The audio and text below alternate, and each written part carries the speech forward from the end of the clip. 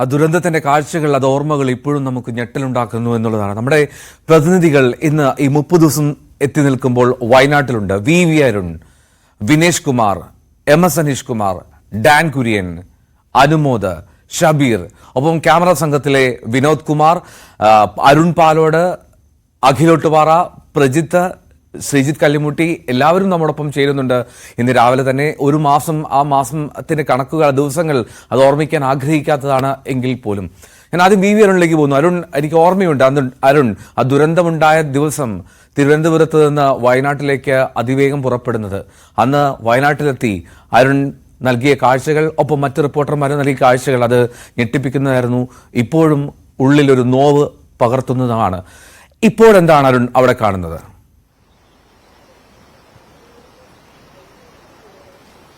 എൽദോ, കൃത്യം ഒരു മാസം മുമ്പ് 29-ാം തീയതി അർദ്ധരാത്രി കേരളത്തെ നടുക്കിയ എന്ന് മാത്രം പറഞ്ഞാൽ പോരാ, കേരളത്തെ ഇതുപോലെ കരയിച്ച ഒരു ദുരന്തം ഉണ്ടായിട്ടില്ല. എത്ര വർഷങ്ങൾ, മാസങ്ങളല്ല, എത്ര വർഷങ്ങൾ, എത്ര പതിറ്റാണ്ടുകൾ എടുത്താലും ആ വേദന പോവുകയുമില്ല.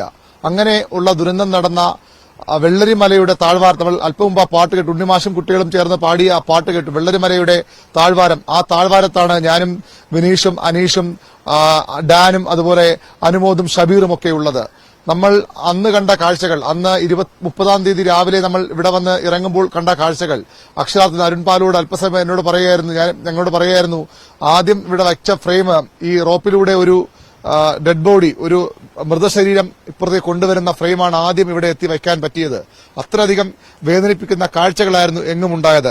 ഇപ്പോഴും ഇവിടുത്തെ ഭൂപ്രകൃതിക്ക് കാര്യമായ മാറ്റമൊന്നും അന്ന് ഉള്ള ദിവസം അതിന് വലിയ മാറ്റമൊന്നും ഉണ്ടായിട്ടില്ല. ഇപ്പോഴും നമ്മൾ ഏറ്റവും ഈ ഒരു സ്ഥലത്തിന്റെ അടയാളമായപ്പോൾ ഏറ്റവും ഉള്ളത് ബെയിലി പാലമാണ്. ആ ബെയിലി പാലത്തിലാണ് നമ്മുടെ ക്യാമറ അഖിലും നിൽക്കുന്ന ആ ബേരി പാലത്തിലാണ്. ആ പാലം തന്നെയാണ് ഇവിടുത്തെ ഒരു പ്രധാനപ്പെട്ട അടയാളമായി ഇപ്പോൾ ഉള്ളത്. നേരത്തെ ഒരു ക്ഷേത്രമുണ്ട്, ആ ക്ഷേത്രമൊക്കെ ഇപ്പോൾ ഒരു ആല് മാത്രമായി മാറിയിരിക്കുന്നു.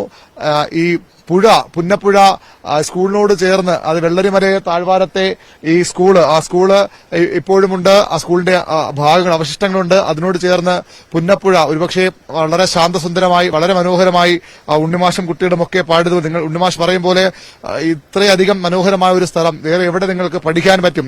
ഇങ്ങനെ ഒരു സ്കൂള്, പുന്നപ്പുഴ, ശാന്തമായി ഒഴുകുന്ന പുന്നപ്പുഴ, വളരെ മനോഹരമായ പ്രകൃതി, ഒരു വശത്ത് തേയിലത്തോട്ടങ്ങൾ, പച്ചപ്പ് നിറഞ്ഞ ഒരു ഭൂപ്രദേശം. ആ പ്രദേശത്തിന്റെ മുഖം ആകെ മാറിയിരിക്കുന്നു. ഇപ്പോഴും ഈ പുഴ, പുന്നപ്പുഴ എന്ന് ഇനി പറയാൻ പറ്റുപോകുമെന്ന് അറിയില്ല. കാരണം ആ ഒഴുകിയ വഴികളിലല്ല ഇപ്പോൾ ആ പുഴ ഒഴുകുന്നത്. അതിന്റെ സ്കൂളിന്റെ ചില ഭാഗങ്ങൾ ഇപ്പോഴും പൂർണ്ണമായും നശിച്ചു പോകാൻ നിൽക്കുന്നുണ്ട്. അങ്ങനെ ഒരു നാട്, അമ്പലമൊക്കെ, ഏതോ അമ്പലമുണ്ടായിരുന്നു പോലും പറഞ്ഞാൽ ആരും വിശ്വസിക്കാത്ത തരത്തിലേക്ക് മാറിയിരിക്കുന്നു. ആ ശിവക്ഷേത്രം അങ്ങനെ മാറിയിരിക്കുന്നു. ആളുകളില്ലാത്ത ഇവിടെ ഇപ്പോഴും അവശേഷിക്കുന്ന ഏതാനും NDRFന്റെ ഉദ്യോഗസ്ഥരും മറ്റും ഇവിടെ ഉണ്ട്. പോലീസ് ഉദ്യോഗസ്ഥർ, വളരെ കുറച്ചുപേർ പോലീസ് ഉദ്യോഗസ്ഥർ ഇവിടെ ഉണ്ട്. അങ്ങനെ നമ്മൾ അന്ന് കണ്ട പല സേനകളും, ഇന്ത്യൻ ആർമിയും എയർഫോഴ്സും നേവിയും ഒക്കെയുള്ള വലിയ രീതിയിലുള്ള ഉദ്യോഗസ്ഥ വിന്യാസമൊക്കെ ഇവിടുന്ന് മാറിയിരിക്കുന്നു. ഇവിടുത്തെ തിരക്ക് കുറഞ്ഞിരിക്കുന്നു. വളരെ ചുരുങ്ങിയ ആളുകളിലേക്ക് ഈ പ്രദേശം മാറിയിരിക്കുന്നു. പക്ഷേ ഇപ്പോഴും ആ ദുരന്തം എത്രത്തോളം ഭീതിതമാണെന്ന് ഓർമ്മിപ്പിക്കുന്ന കൂറ്റൻ പാറക്കല്ലുകൾ, ഒരു ആനയുടെ വലിപ്പമൊക്കെയുള്ള കല്ലുകൾ പല ഭാഗത്തും ഇവിടെ വീണ് എങ്ങനെ ഒഴുകി വന്നു എന്ന് പോലും എല്ലാവർക്കും സംശയം തോന്നുന്ന തരത്തിലുള്ള വലിയ പാറക്കല്ലുകൾ ഇപ്പോഴും ഈ ദുരന്ത സ്മാരകമായി ഇവിടെയുണ്ട്. ഇത് അക്ഷരാർത്ഥത്തിലൊരു ശ്മശാന ഭൂമിയായി മാറിയിരിക്കുന്നു. ഇത്രയും മനോഹരമായ ഒരു പ്രദേശം. എനിക്കൊപ്പം MS വിനീഷ് കുമാർ എന്റെ അടുത്തുണ്ട്. മറ്റു റിപ്പോർട്ടർമാരും ഇവിടേക്ക് എത്തും. വിനീഷ് വയനാട് വളരെ നന്നായി അറിയാവുന്ന ആളാണ്. വയനാടിന്റെ ഓരോ പ്രദേശവും അതിന്റെ പാരിസ്ഥിതിക പ്രാധാന്യവും ഒക്കെ അറിയാവുന്ന മാധ്യമപ്രവർത്തകനാണ്. വിനേഷ്, എങ്ങനെയാണ് ഈ ഒരു ദൃശ്യങ്ങൾ കാണുമ്പോൾ? വിനേഷ് നേരത്തെ ഇവിടെ വന്നിട്ടുള്ള ആളാണ്. ഈ പ്രദേശം ചൂരൽമലയും മുണ്ടക്കയും പുഞ്ചിരിമട്ടവും ഒക്കെ പലതവണ പോയിട്ടുള്ള ആളാണ്. അവിടുന്ന് വാർത്തകൾ റിപ്പോർട്ട് ചെയ്തിട്ടുള്ള ആളാണ്.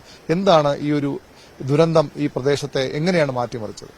അരുൺ, ഞാൻ എന്റെ കരിയറിന്റെ 1/3 ജോലി ചെയ്തിട്ടുള്ളത് വയനാട്ടിൽ തന്നെയാണ്. അതുകൊണ്ട് തന്നെ ഈ പ്രദേശങ്ങളിലൊക്കെ നിരവധി തവണ വരികയും ചെയ്തിട്ടുണ്ട്. ഇപ്പൊ ഞാനിവിടെ മുമ്പൊരിക്കൽ സ്കൂളിൽ വന്ന സമയത്ത് ഇവിടെ നമ്മുടെ ഒരു സുഹൃത്ത്, ഒരു മാഷുണ്ട്, മനോജ് മാഷോട് ഞാൻ ചോദിക്കുകയായിരുന്നു, ഈ സ്കൂളിനോട് ചേർന്ന് ഒരു പുഴ പോയിരുന്നു, അതിപ്പോ ഗതി തെറ്റി പല വഴിക്കായി മാറിയിരിക്കുന്നു എന്നുള്ളതാണ് എടുത്തു പറയേണ്ടത്.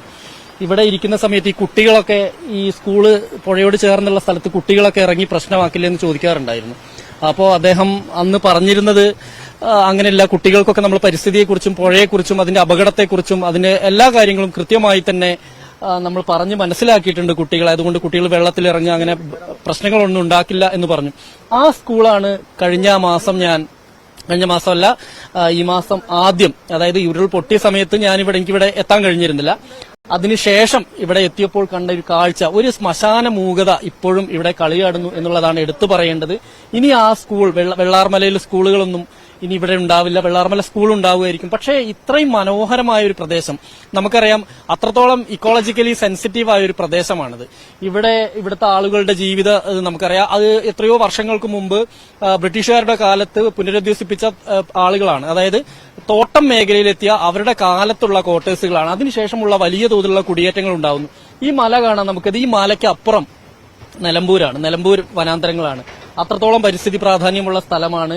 ഇവിടെ നമുക്ക് അതിൽ കാണാൻ ഇപ്പോൾ ഒരുപക്ഷെ ഫോഗ് മൂടിയത് കൊണ്ടാണ്, ഇല്ലെങ്കിൽ ആ പൊട്ടിയ ഭാഗം നമുക്ക് ഇവിടുന്ന് കാണുമ്പോൾ അത്ര വലിയ സംഭവമായിട്ടൊന്നും തോന്നില്ലെങ്കിൽ പോലും അവിടെയാണ് യഥാർത്ഥത്തിൽ ഇങ്ങനൊരു സംഭവം ഉണ്ടായത്. ഇതിന്റെ തൊട്ടപ്പുറത്താണ് പുത്തുമലയിലും ഉണ്ടായിരിക്കുന്നത്. ഇങ്ങനെ മനോഹരമായ, അതായത് വയനാടിന്റെ സ്വപ്നഭൂമി എന്ന് പറയുമ്പോൾ നമുക്ക് ചൂണ്ടിക്കാണിക്കാൻ കഴിയുന്നതാണ് 900 കണ്ടിയും പുത്തുമലയും. പുത്തുമലയല്ല, പൂത്തമല എന്നായിരുന്നു പറഞ്ഞിരുന്നത്.